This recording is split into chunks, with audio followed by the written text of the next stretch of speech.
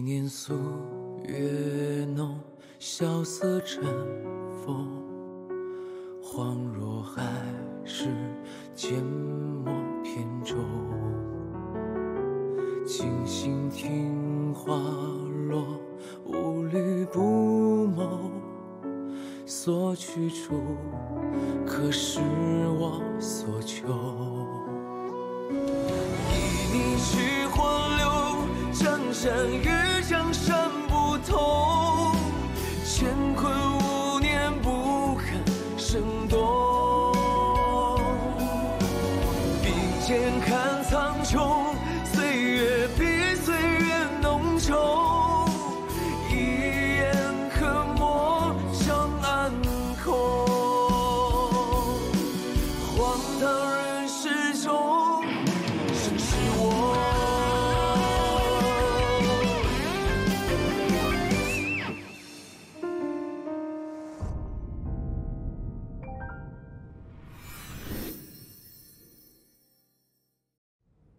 其实从正午开始，奴就起疑了。是谁帮他混进宫？是谁逼他行刺裘世良？又是谁安排刺客去酒肆行刺陛下？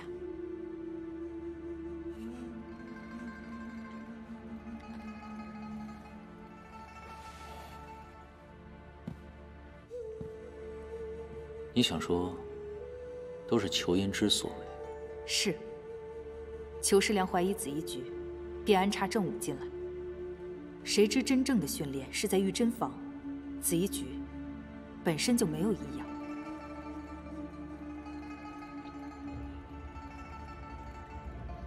所以，他故意逼正午去行刺，然后借此机会光明正大的调查紫衣局。对。可是他们没有找到把柄，便一不做二不休，又安排了一场酒肆的刺杀。酒肆命案，蔡氏本该去调查正午，但是因为朕的庇护，命京兆尹大事化小，小事化了，所以他们觉得蔡氏酒肆是朕的。他们抓走蔡氏，严刑拷打，奴不得不派死士将一灭口，结果却中计，被他们找到了御珍坊。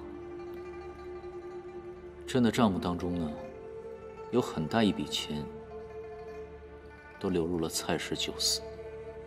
朕呢，也去那儿查探了一番，结果跟着你的好侄女，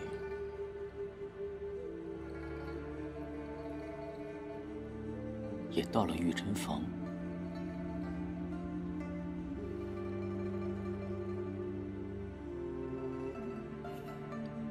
张上公，如果不是朕自己发现的话，你还打算瞒多久啊？你可真厉害，区区一个五品上宫，用朕的钱养着300个死士，你到底要做什么？奴有罪，任凭陛下处置。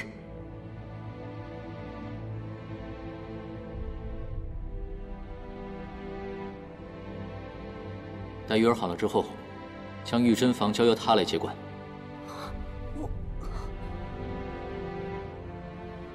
可是陛下，鱼儿不是已经被撤？从今日起，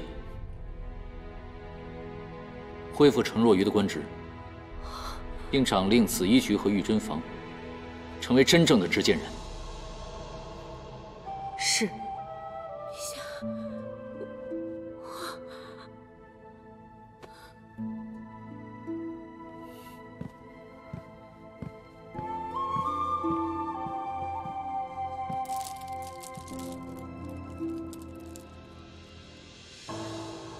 陛下，可否让奴为鱼儿把下脉？嗯。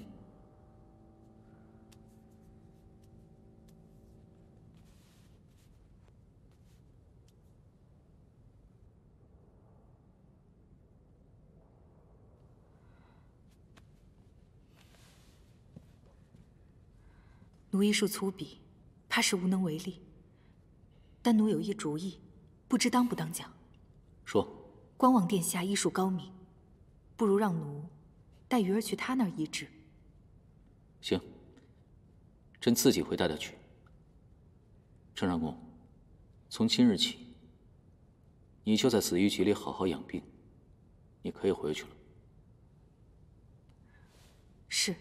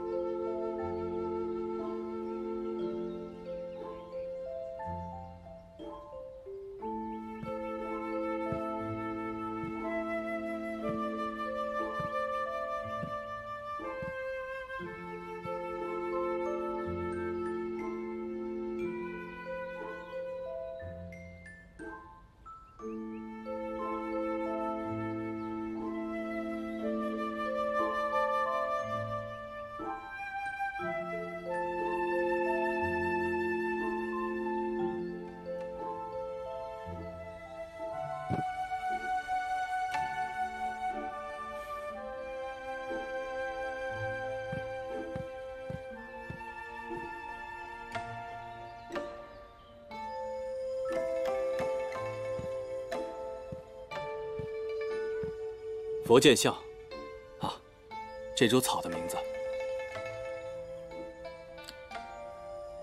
看起来很普通，竟有此别致之名。据说昔日天劫有雷击过，万物覆灭，唯有此草幸存。佛祖见之一笑。如此顽强，倒是跟屋里那位挺像的。鱼儿的伤还需静养，待他伤好之后再叫他回宫吧。还有小八，我已经叫人把他送往淮南的外戚家了。陛下这几日还是尽量不要独自行动。有劳望叔了。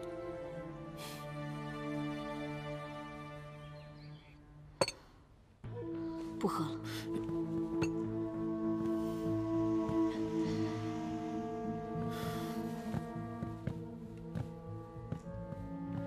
你怀疑光王有问题？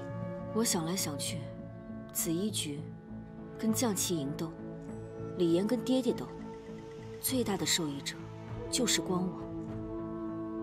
可弄死了陛下，也轮不到他当皇帝啊，还有一堆更好控制的小皇子呢。如果加上遗诏呢？光王有了先帝的遗诏，再让李岩跟爹爹斗个两败俱伤，他便能名正言顺的登基。可问题是，他不可能拿到遗诏。为什么不可能？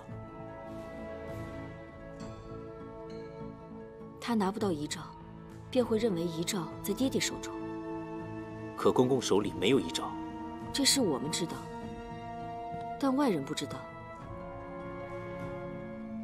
来人，长齐，光王这些天都在做什么？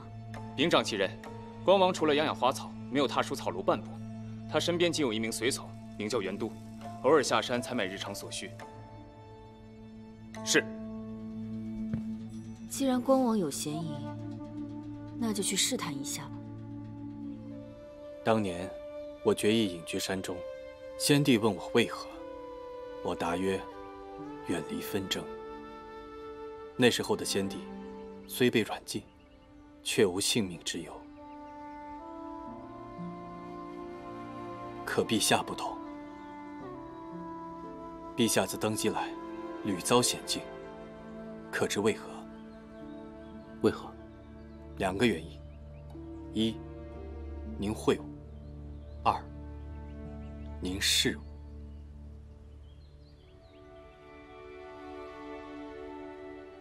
若是先帝得知小八的事，定会先派人去将旗营查探，而陛下呢，却是只身前往，还有御珍房，陛下也本不该亲自涉险。朕身边还有我，我回来。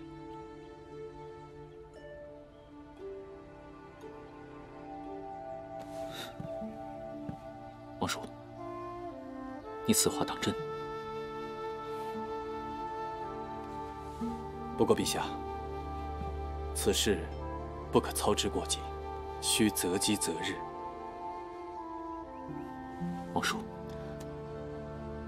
无心如血，永中大唐；无血如心，事出逆贼。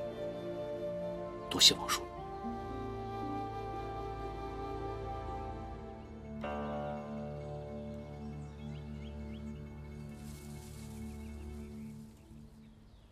进来吧。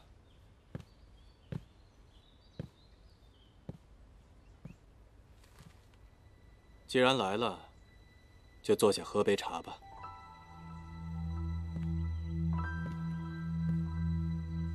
你回武功？不会。那你如何得知我来了？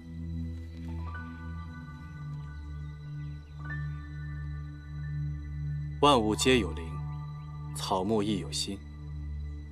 此处一草一木，一事一物，皆有感知。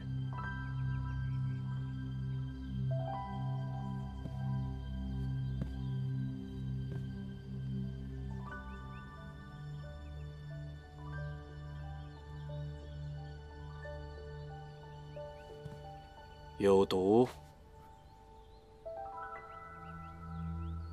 什么毒？会死。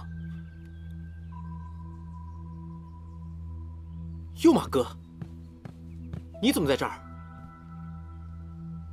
监视。这么光明正大。学你。我其实就是来看看光王殿下最近是否安好。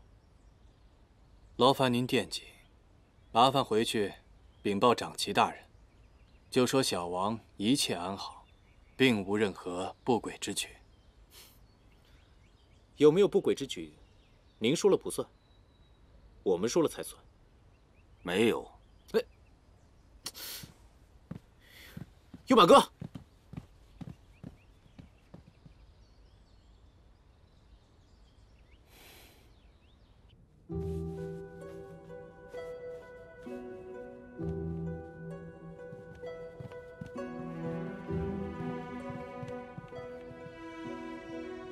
先帝有言：若心地有鸿鹄之志，可辅佐之。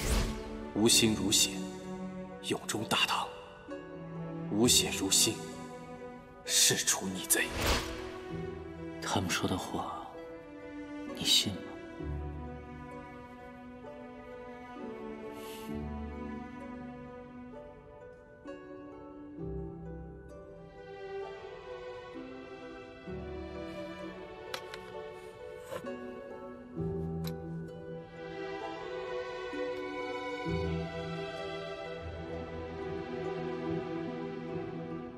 若是连敌人是谁、为何而来，我都查不清楚的话，我又如何用这掌中之剑来保护君王呢？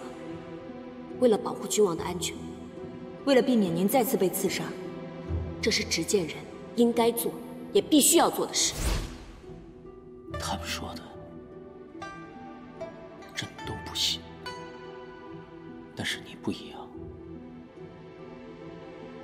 或许你真的是朕的执剑人。来人！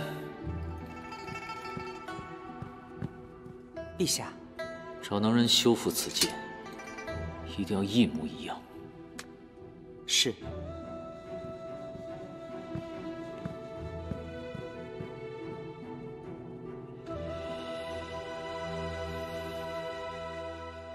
陛下驾到！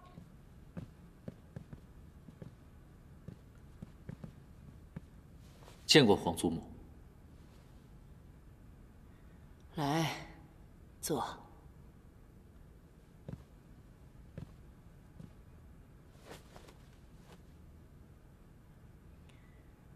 听说陛下终于去上朝了。是。上朝前有件事，想跟皇祖母商量一下。这倒稀奇了，陛下有事不去找楚国公商量，倒来找哀家。此事只能请示皇祖母了。下个月便是皇祖母的寿诞，孙儿想请光王叔回来操办此事。哀家不喜欢李晨。朕知道。你竟让一个哀家不喜欢的人来替哀家操办寿宴！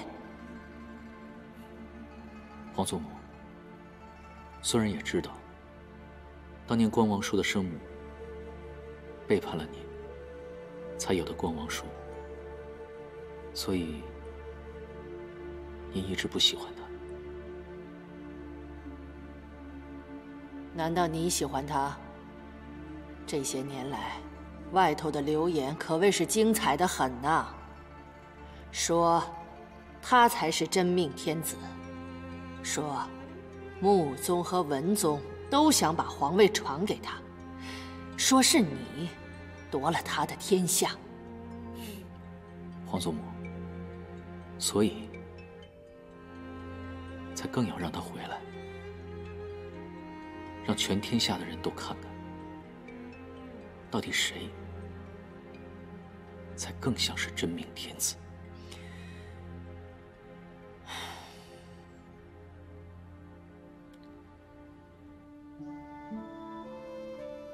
皇祖母，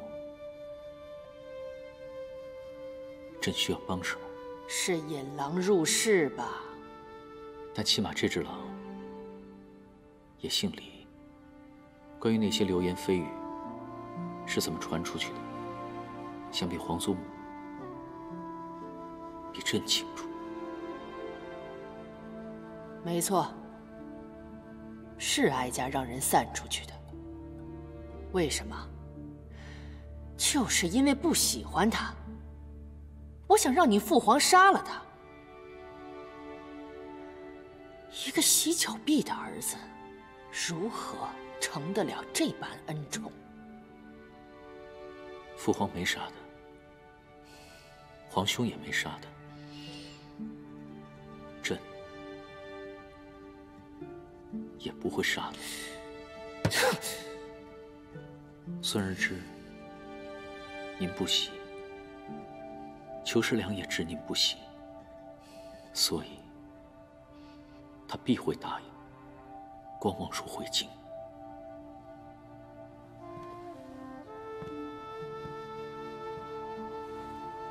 请您帮帮朕。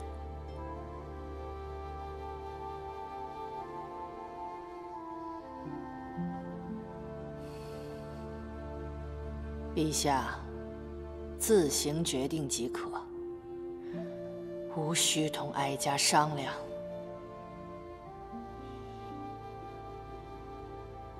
谢谢，皇祖母。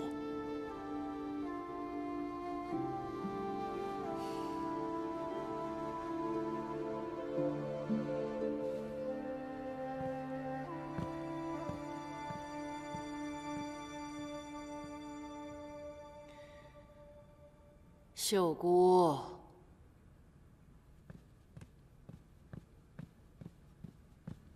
太皇太后，他是哀家经历的第5任皇帝，也是哀家最看不透的一位皇帝。老奴听说，陛下跟楚国公目前闹僵了。当年他任楚国公为义父时，哀家就知道会有这么一天。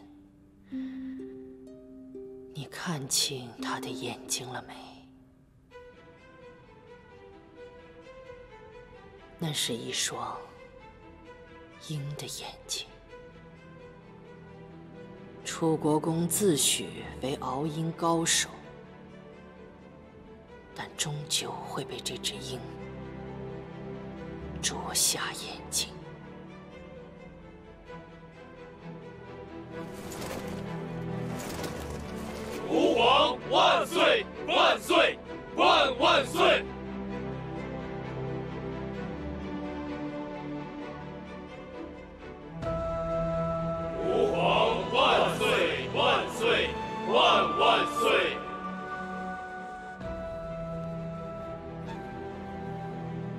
众卿平身。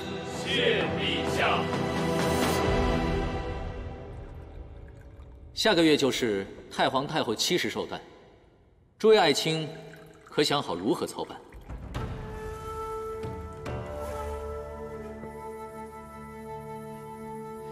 太皇太后今早就和朕说了，不必大办，但希望能惠及百姓。朕想了一下，不如就赠一师范，与民同庆吧。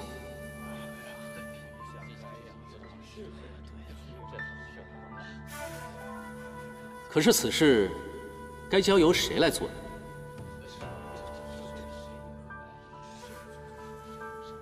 楚国公，你可有合适的人选啊？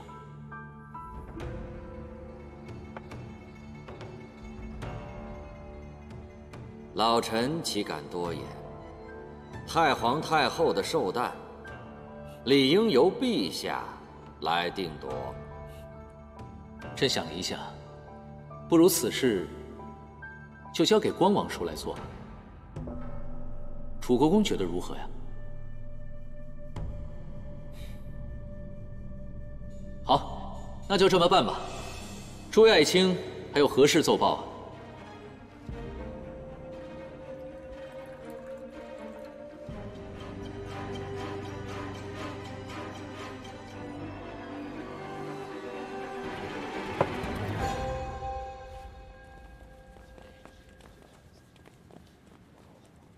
爷爷，你说那个李岩他为什么把光王给召回来？这光王与郭太后素来不和，陛下怎么会让光王来操办寿诞呢？对呀，这个事，大人您知道吗？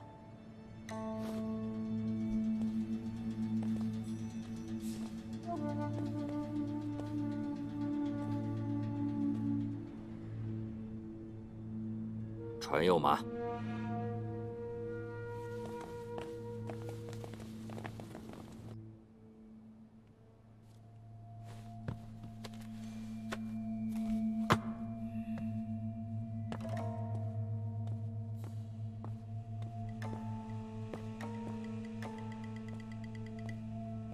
来，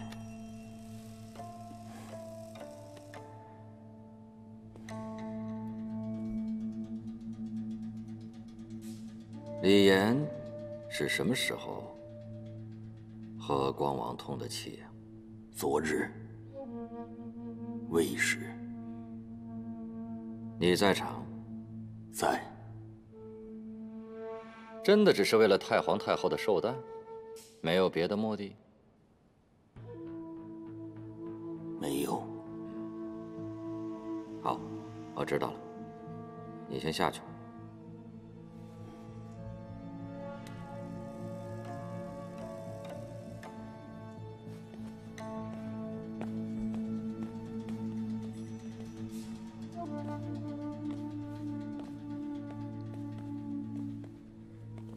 爹爹，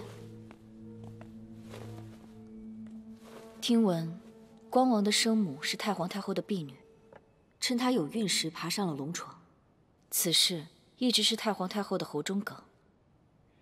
那就有意思了，陛下怎会将此事交给光王，而光王又怎会答应呢？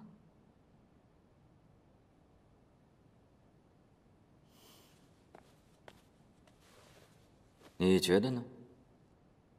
女儿觉得只有一种可能，他们要一起联手对付您。本宫派右马监视光王已经有8年了，一直说他循规蹈矩。朝廷分派节度使都要4年一换，因为一个人在另一个人身边久了，不只有感情，还有了解。你是说，右马被光王收买了？女儿不敢做此推测。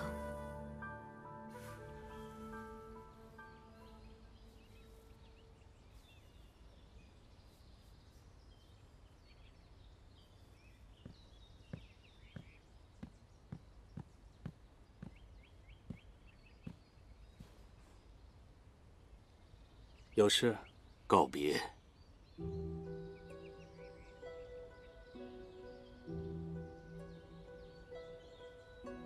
他们怀疑你了。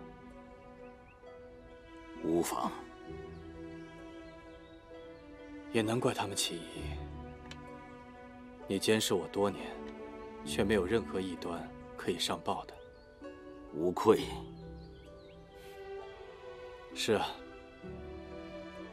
你问心无愧，我亦问心无愧。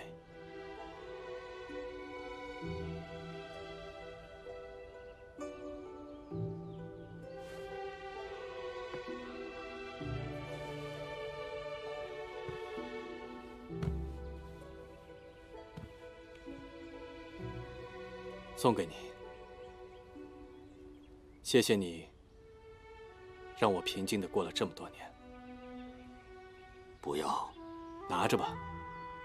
你盯了他这么多年，我知道你喜欢他。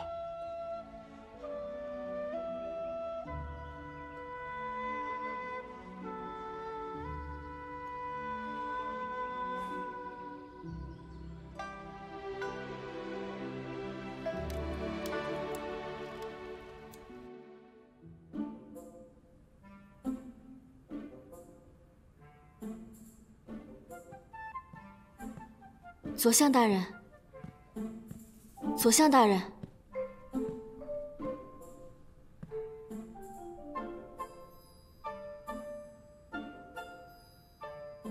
左相大人。哎，这个龙女真是可怜，夫君欺辱之，还有恶公婆。柳毅啊，柳毅，你可定要救她于水火呀！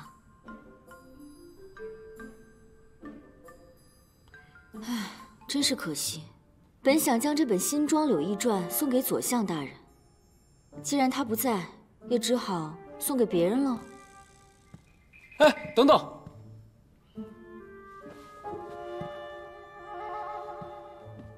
原来左相大人在此。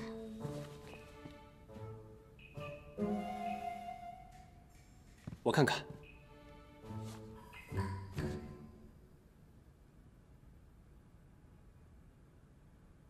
说吧，又有何事？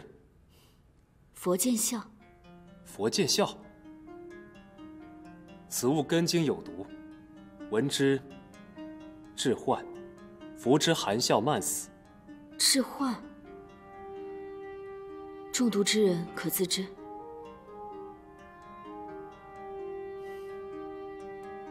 可知庄周梦蝶？庄周梦蝶，不可分辨。若想知一人是否中佛见笑之毒，可有分辨之法？当然。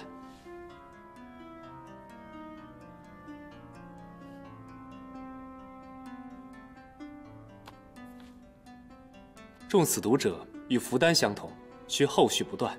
一旦停用，浑身燥热难耐，后果不堪设想。若有所失，多谢左相。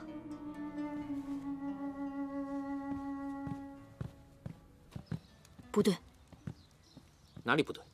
此事哪里都不对。佛见笑虽然稀罕，我也是问了左相后才知其毒性，但必定还有其他人知道。若是光王以此操控幼马，在他走后，光王应该立即销毁，为何还公然送他一盆？不是说那草有问题吗？如果不闻的话，就会很难受。可难受有很多种原因，谁会想到一盆草呢？那难道是那盆草其实是没有问题，幼马也没受控制？草必定有问题，幼马也必然受他控制。只是他把这么大一个破绽公然送到我面前，却是另有深意。另有深意。他在试探我。佛见笑。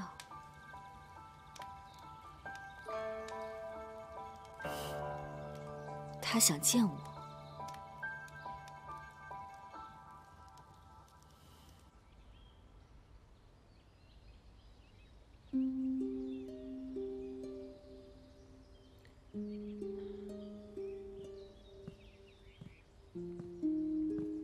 怎么起来了？恩公，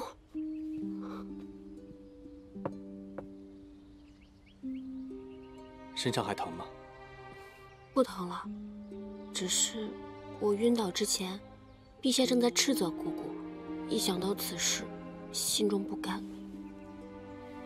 放心吧，程上宫不会有事的，陛下不会为难他的。快把药喝了。谢谢恩公。哎，喝慢一些。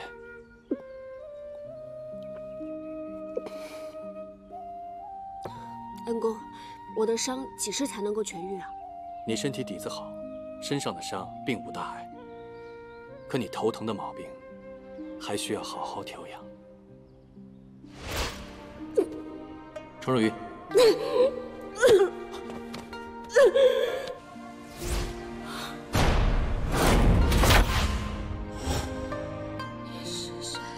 你是谁？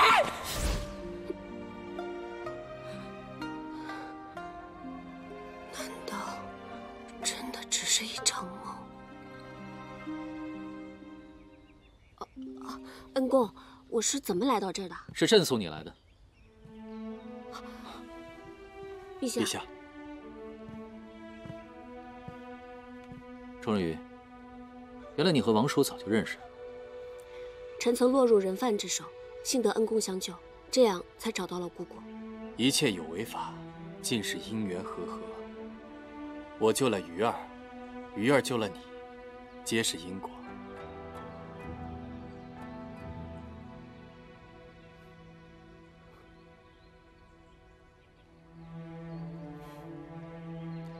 你们慢慢聊，我有事要出去一下。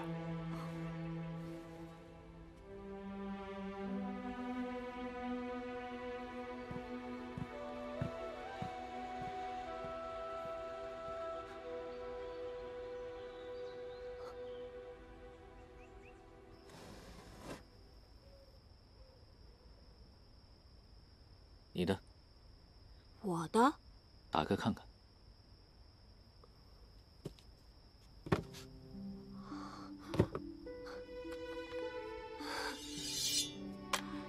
这剑不是断了吗？重铸的，朕说过会赔你吧？你之前说的可是100把。是吗？那把这把还回来。啊，不用不用，臣不贪心，1把就好，1把也好。接了青光剑，那就走吧。去哪儿啊？你忘了，朕说过，紫衣局和御珍房今后都由你接手，所以你可以跟朕回宫了。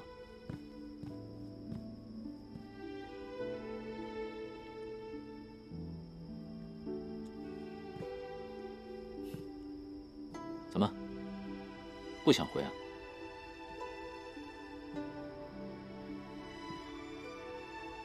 陛下，您是不是不再信任姑姑了？你觉得呢？那陛下为什么会信任姑姑的侄女？我呢？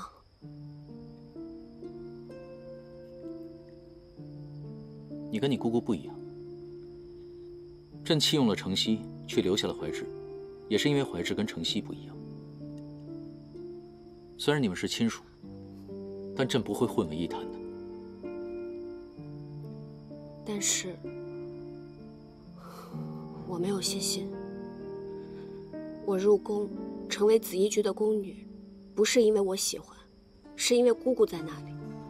我练剑，成为执剑人，也不是因为我喜欢，而是姑姑希望我这样做。我在陛下身边，是因为姑姑让我保护陛下。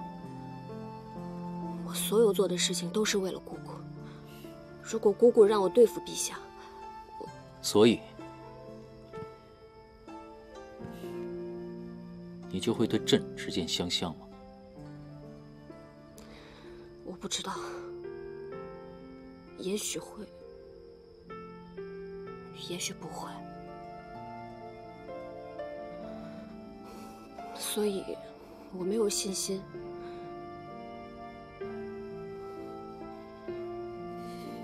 陛下，还是另请贤能吧。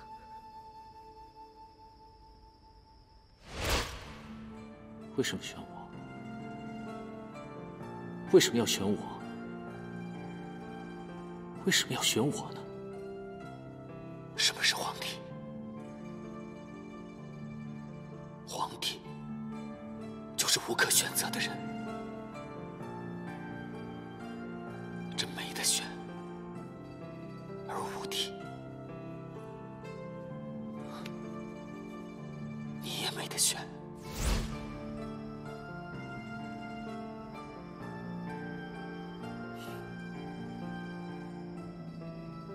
你能说真话，朕很高兴。朕很少能听到真话了，甚至没有人跟朕说真话。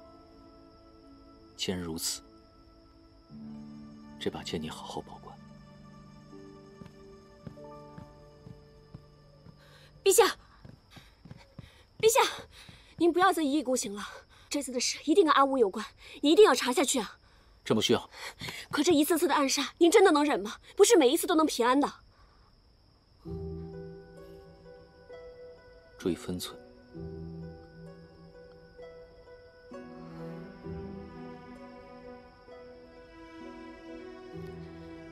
陛下，如果您同意我继续查阿武一案，我就跟您回宫。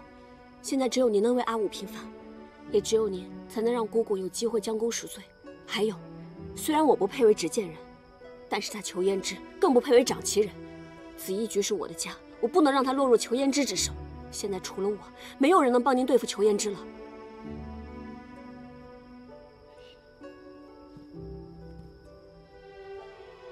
你对你自己还是挺自信的嘛。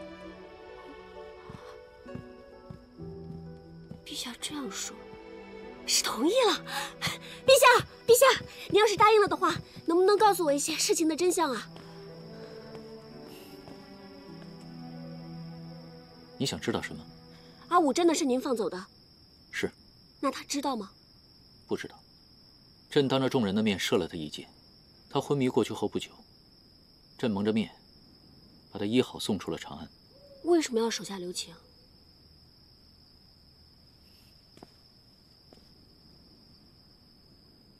想知道真相？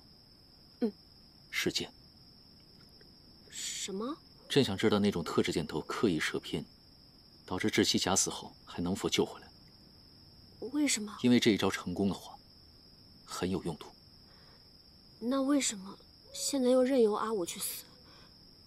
陛下是怕查阿武身上的伤势，发现您当初手下留情？是。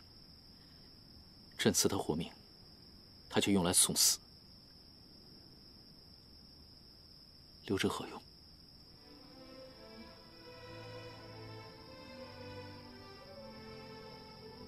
程若仪，你给我听好了，你查案可以，但你要照顾好自己，更不可轻生。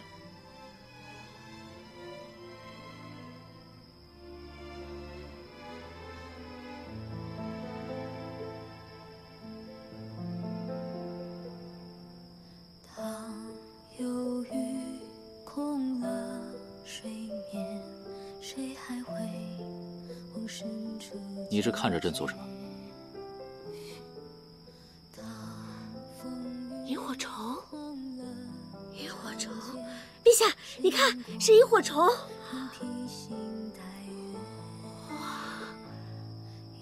这么多！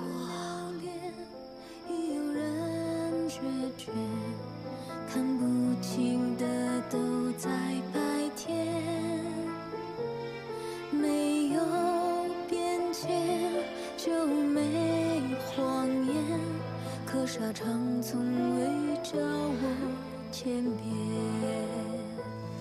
我何尝未许下心愿，又何曾被遗陛下，想念？您看。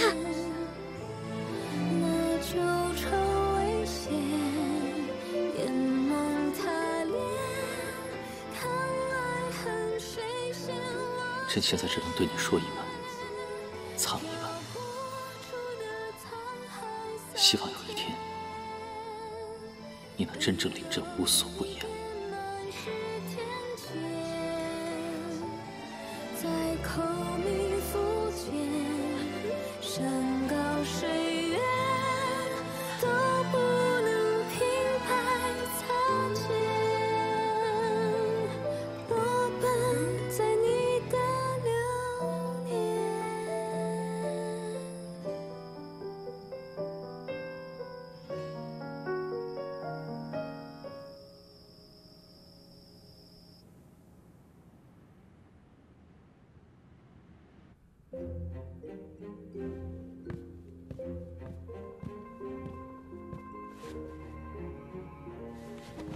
参见觐见人。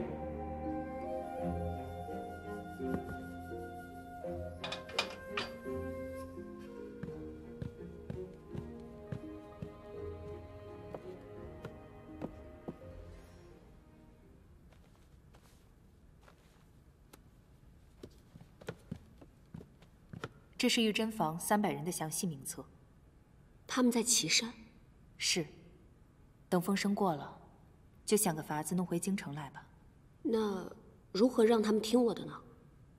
青光剑即是信物，写此剑者，即是他们的主人。所以，我原本就打算把这一切都交付给你的。姑姑，我有件事想要跟您确认。什么？蔡婶儿，真的是姑姑您派人杀的？是。您怎么这么残酷无情，是吗？打开这些曲谱。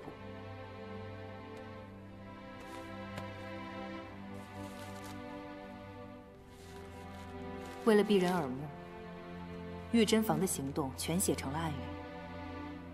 圆是缓，除是急，行表示停。像这句“3圆2除5行”，就是3人缓行，2人劫持，5人停。那这个字呢？死。玉珍房不是紫衣局，那里的人全部接受最残酷的训练，随时愿意为任务去死。同样的，鱼儿你也要有这个觉悟。执剑人用什么保护君王？用剑？不，用的是命。你是他的第2条命。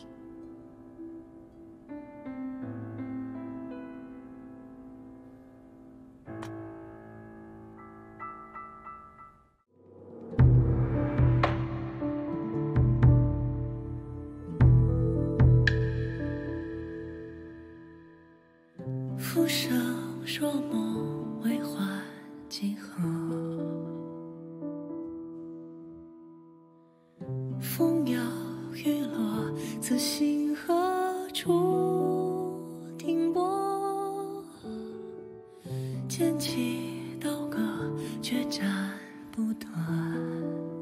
这一过，看天地之间，皆默默。尘缘萧索，宿命奈何？人生月落，此生依旧难舍。铁马金戈，也踏不碎。这星火已前尘旧梦，任岁月消磨。往事流转在你眼眸，一遍遗忘，一遍拼凑。如我牵肠，何时双手？唯愿你能得到拯救。